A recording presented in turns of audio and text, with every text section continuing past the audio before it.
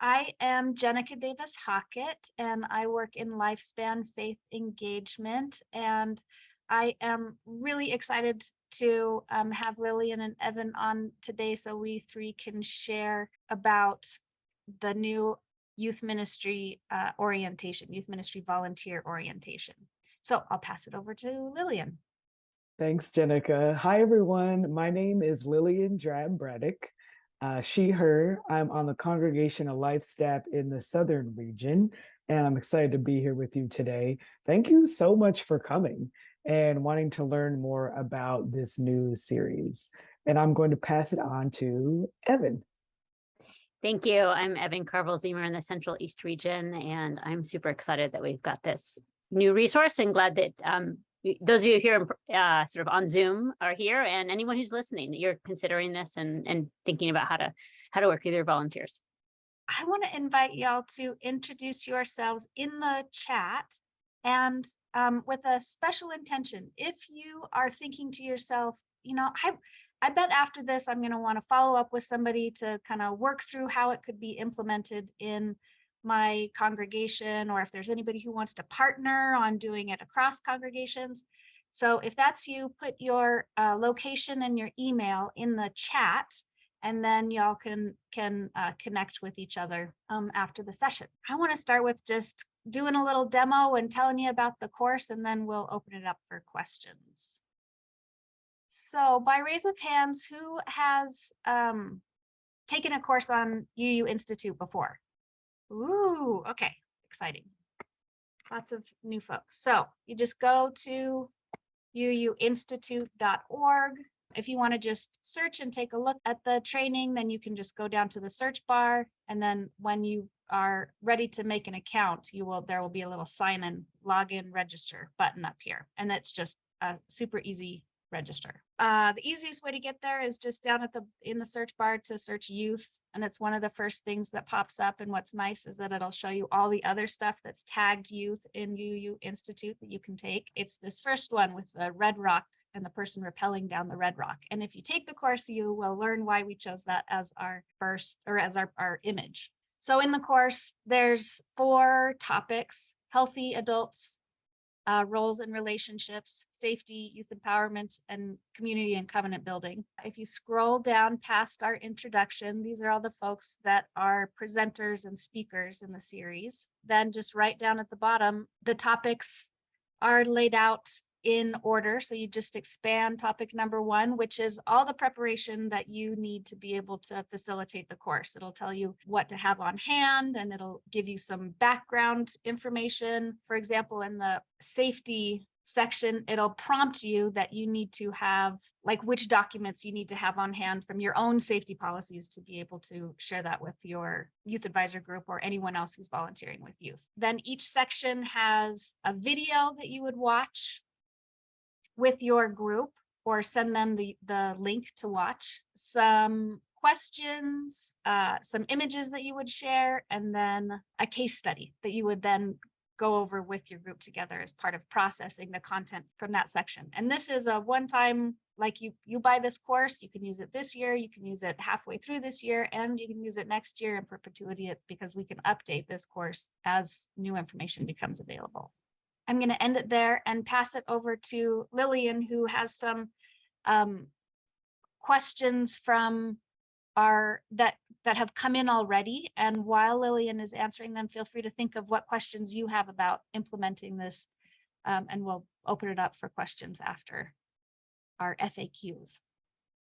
Yeah, and I appreciate folks have already put some questions in the chat, so we can address those. And thank you. Some of you here were actually the people that sent in some of these, so you might recognize them. So the first question we received is the material new, or can I find this somewhere else? Folks are wondering, is this on YouTube somewhere? Is it like a rehashing of an old training that I can just find somewhere else without having to commit to the whole series? I'm really excited to share. This is all brand new material. So every video, every interview, all the discussion, the team that put this together from your Lifespan Faith Engagement and Congregational Life departments, we teamed up to make a brand new course. So that is really exciting, and it's the only place you can get it. We also got a question about the purchase price, and I really appreciate this being lifted up. Someone was wondering, the $30, what is that just for the DRE, or does every person who takes the class, do they have to pay that amount? So this cost is for the facilitator to access the course in the UU Institute.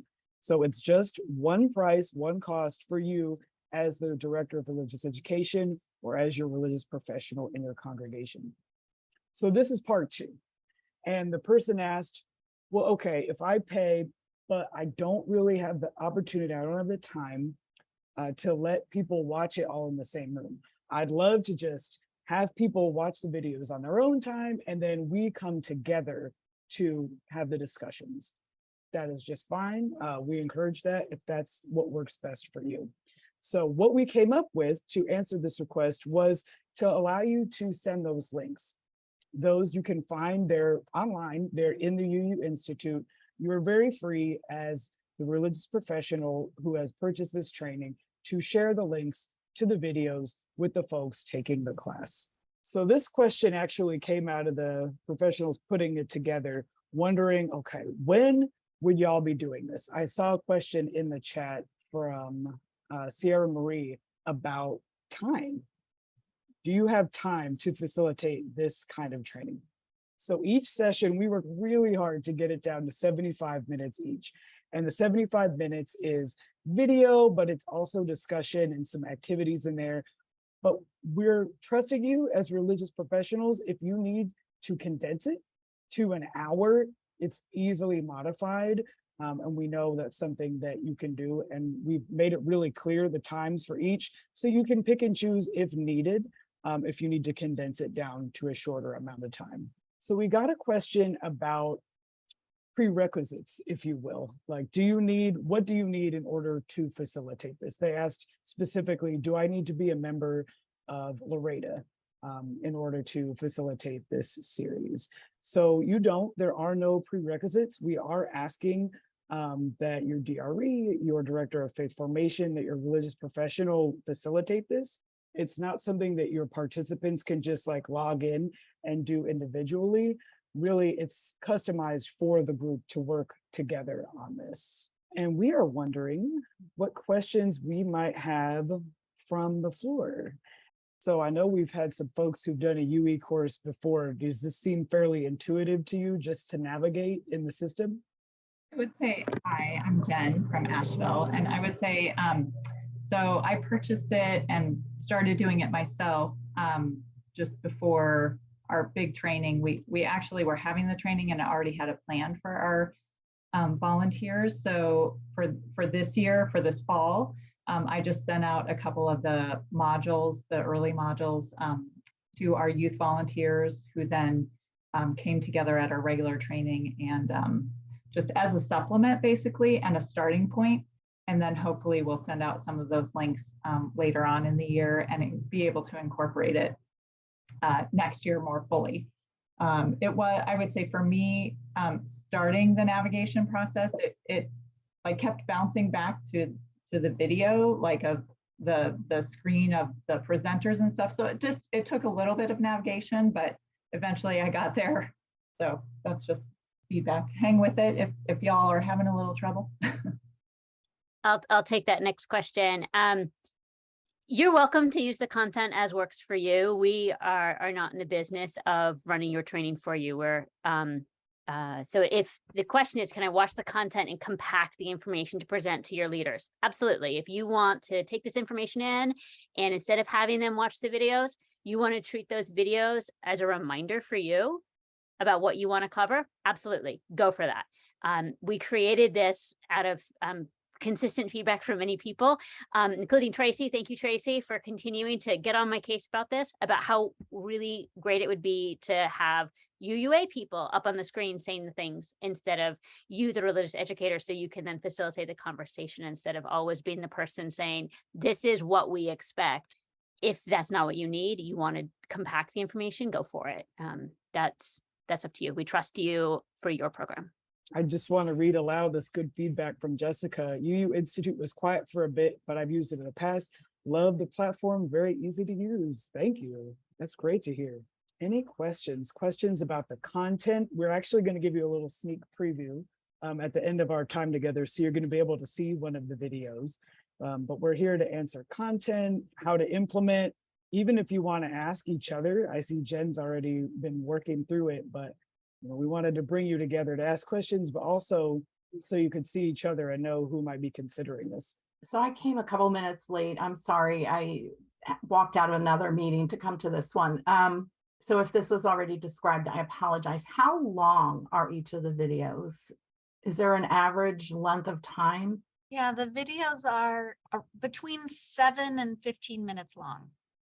So each session is designed to be about 75 minutes long, and that includes maybe up to 30 minutes of video and then 45 minutes of discussion. We really broke up these modules, and so different teams worked on them. So like the safety one has one short video and one 30-minute video. I think that's the longest video in the series. The other ones have much more digestible, I think, 15 minutes and then conversation, but we put all the safety in one. Should we just run through the 4 modules and just give a brief description of what's in them? Lily, and then you go first, right? I will, and I was looking to screen share the website so I could just show it to you, but I can tell you about it too. So if you saw when Jenica was going through the different drop-down menus, we have a piece on your DRE prep, just giving you some background information, just so you know what you're getting into, moving into the series. We start with roles and relationships, and we've got Eric Bliss, who's on our team, and also Reverend Erica Barron, speaking about appropriate roles and relationships. Oh yes, thank you, Jenica, for adult advisors. So one thing, it was said earlier, we wanted to offer you something so you don't always have to get up there and be the one, and being the subject matter expert too. One thing I love about being UUA staff is sometimes we can say things that it might be hard for you to say. So we get really deep into appropriate boundaries, roles and relationships, and give examples around this, especially if you have new youth volunteers coming in. They're coming in strong with the right information up front around these things. And then moving on from roles and relationships, we get into one of our most important topics, and I'll pass it on to Evan because they were instrumental in that. So this opens with just a 5-minute video of me and Sarah Lammert talking about the arc of improved emotional, physical, sexual safety in the UUA over time. That's just to give people some context. Those of you who've been religious educators for a while, I see a bunch of you know that we have come quite a long way. And the pandemic has done nothing to stop our quest for high safety for our teens across every Unitarian Universalist program that they encounter. So then Annie Scott, as an experienced religious educator, and I present the just core basics of what a safe program looks like and what should be in a safe congregations policy and what we expect from adults in terms of supervision, in terms of having policies, including, like I mentioned, incident reports and why you need an incident report, why you need to follow the policies, even if you disagree with them. Really trying to give you some backup on your safe congregation policy, basically. I don't think the details of those are surprising to you if you've been following regular UUA updates and what we consider current best practices in youth safety. And I certainly can give you website resources as well. I think they're linked in there, but I can always give you a website to back everything up.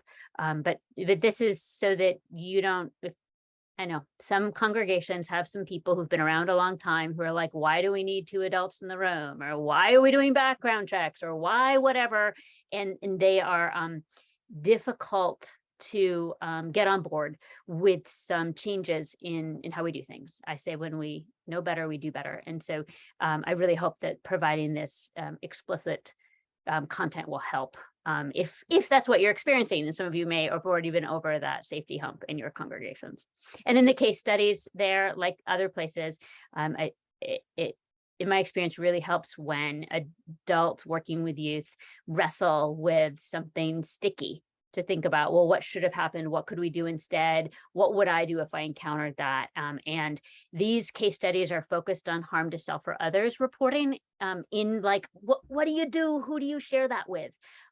Because I really want when you work with your volunteers, for them to leave knowing, who do I tell what to, how do I do it, who's responsible for what, so that information gets where it needs to go and youth get the care they need.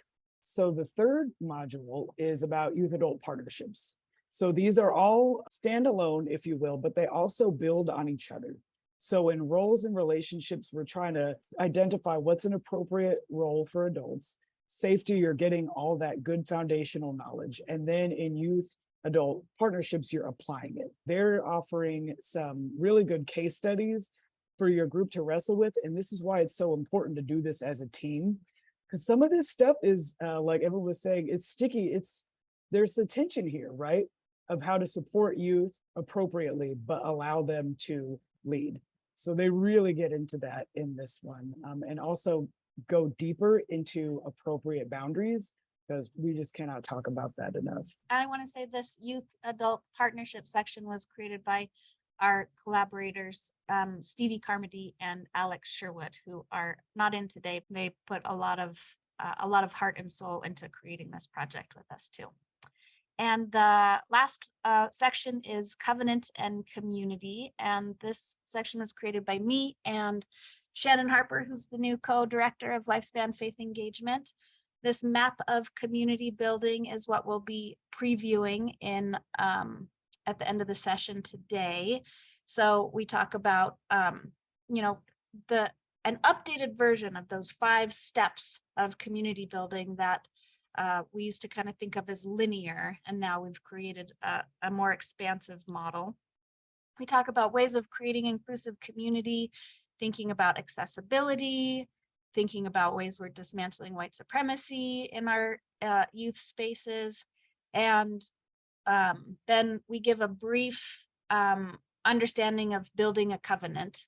And the case studies are about sticky situations that might happen around covenanting, or when the covenant is not being upheld in youth spaces, and how not just how adult leaders might handle it, but how adult leaders, if they're the first to notice, how they may encourage and support the youth in calling one another back into covenant.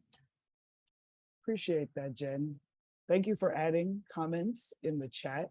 Are there any other questions that we could answer for you, or anything we could expound on from the training before we move into our preview time? Go ahead, Tracy. I'm wondering, so I'm heading into orientation with my teams, and I'm wondering if, especially something like the video on safety, do you think that would be useful also for other teams, or is that really specifically focused on youth? It's very focused on youth, but it's the same across all of our children and youth, right? That we have good emotional boundaries, that we demonstrate how to be safe adults, that we document gaps in our safety policies, that we appropriately report any ways a child or youth might be in danger. So I think you could easily use it with your whole team and just sort of say, yeah, so it's the example of the case study with the 5-year-old is going to be different than the 13-year-old. It just is. But here's the same person you report to. Here's the things we're listening for and watching for. Yeah, I think you could do that quite clearly. Thank you. There's no expiration. This is not a time limited. It's just here. And I can imagine some of you might do a training where you really do all of it. And some of you might do like the basic orientation of what you need your people to have now, and it might be ongoing over time. Some of you might use some of it this year and then more of it next year. Again, we trust you with your program and your people.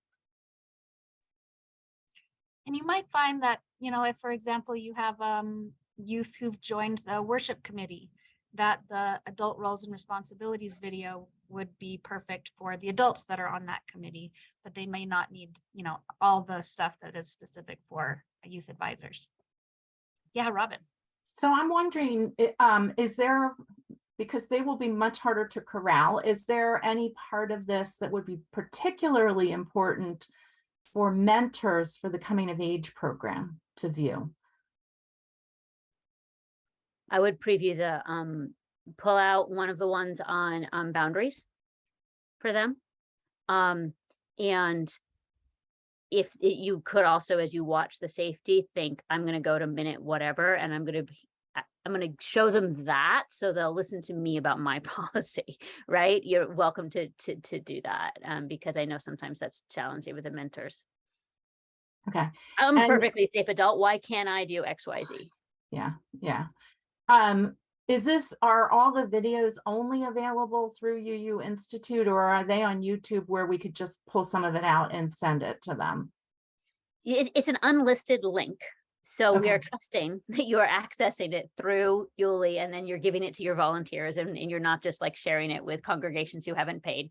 But yes, it's an easily distributed unlisted link. And yes, you can use we were thinking of it through the lens of people running your youth programs, because frankly, that's one of the volunteer roles that's hardest to train for, and we know that.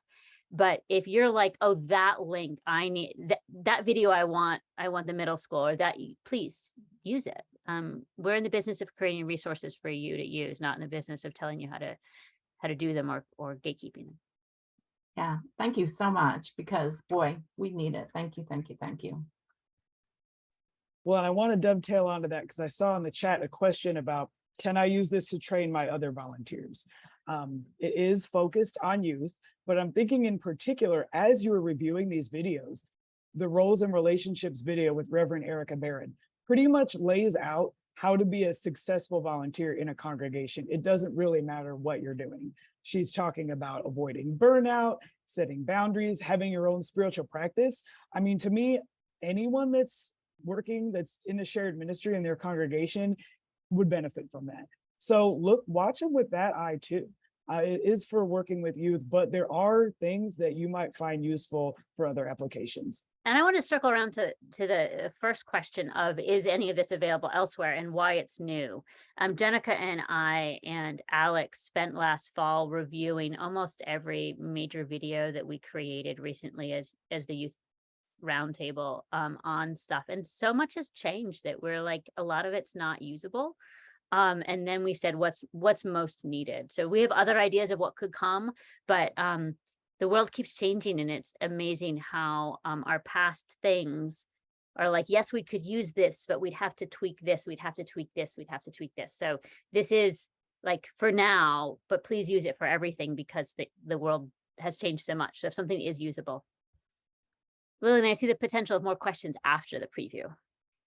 So this video is from the Covenant and Community section, and part 1 on the map of community building with Jenica and Shannon Harper, our new co-director of Lifespan Faith Engagement. It's about 7 minutes long. So if you were hoping to hop on for a short time and you're ready to hop off, we won't be offended. Please do what you need to do. And then after the video, yeah, we'll keep hanging out here. Hi, I'm Jenica Davis Hockett. I'm a youth specialist with the UUA, and I live in Salt Lake City, Utah. And I am Shannon Harper. I am also a youth specialist at the UUA, and I live in Dayton, Ohio. And we wanted to share our insights into the community building and covenanting aspects of doing youth ministry. So let's get started.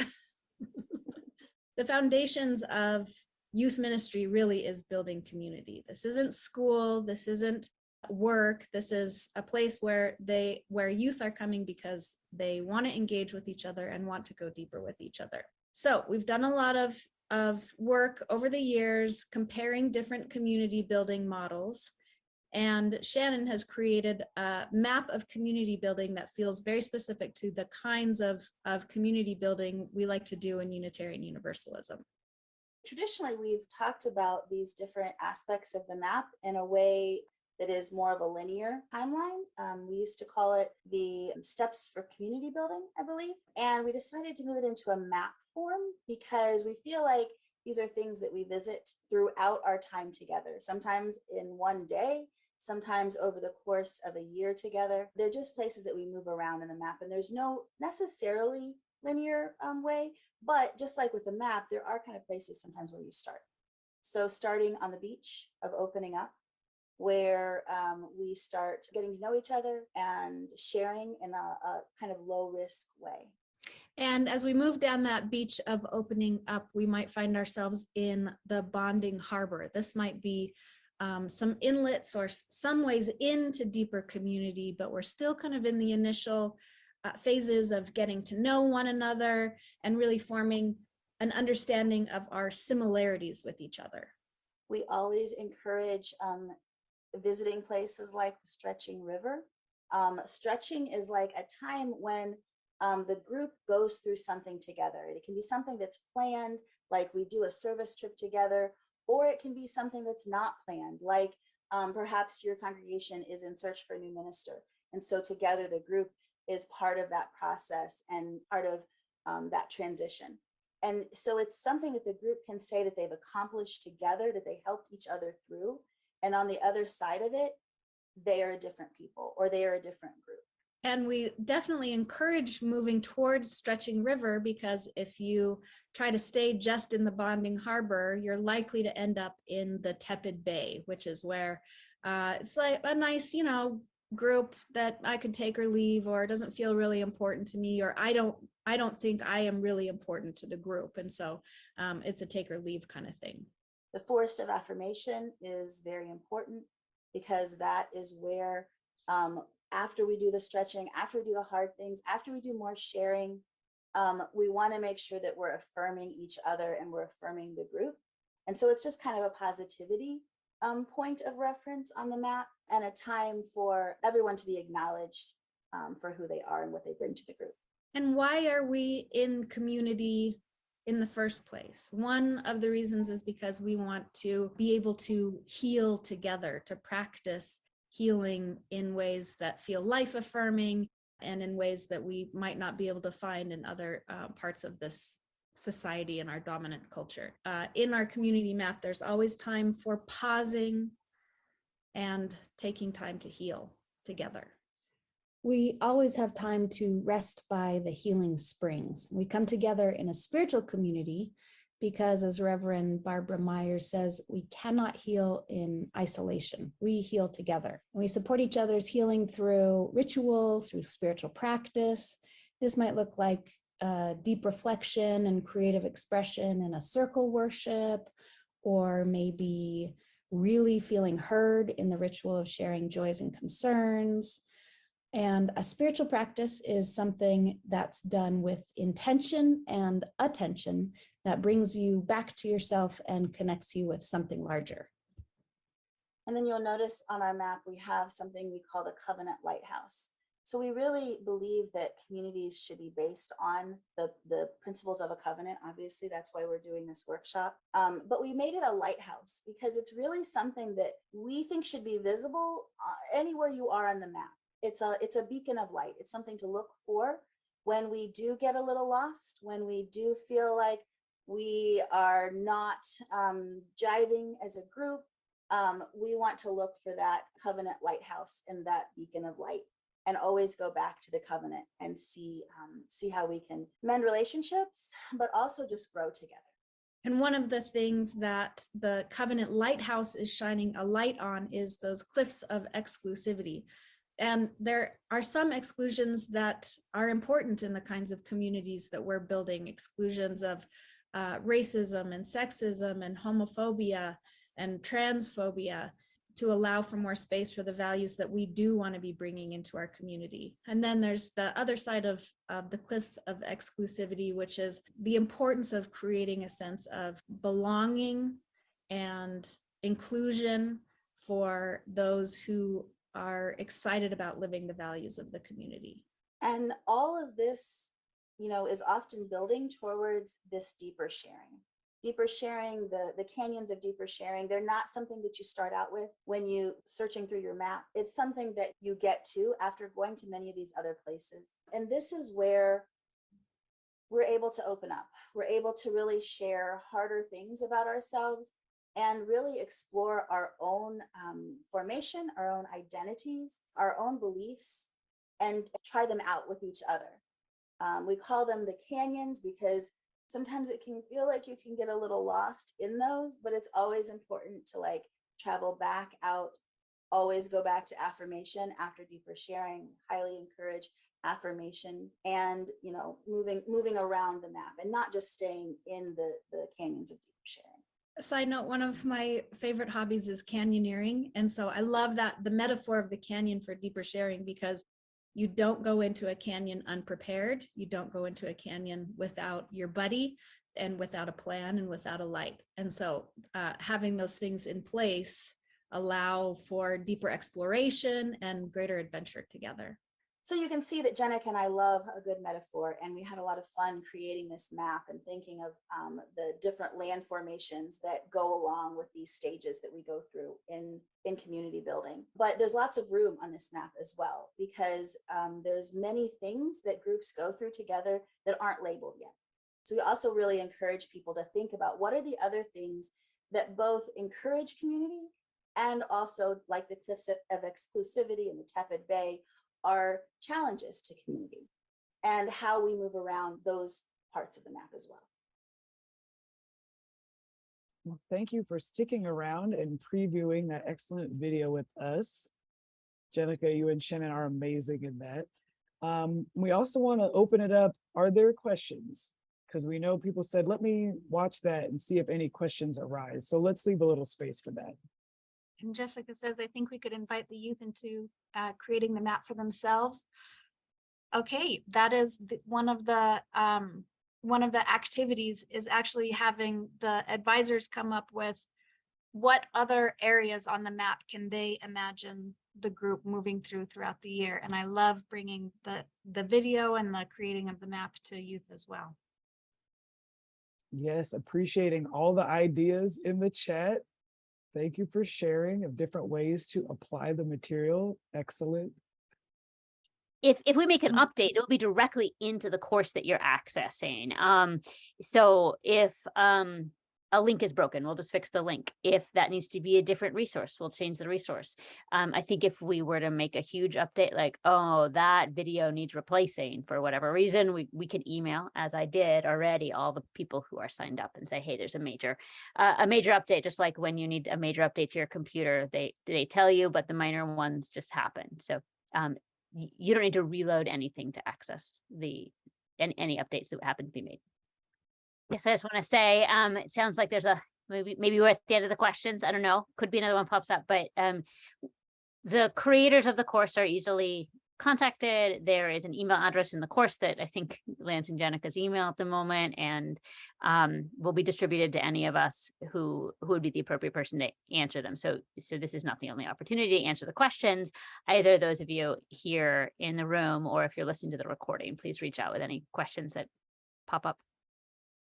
Yeah, take a look around the room at the faces and the names, and consider yourselves co-collaborators in bringing this to life. You will be the first, and so we would love any feedback, and also feel free to reach out with any questions at all. Thank you for spending perhaps your lunch hour with us.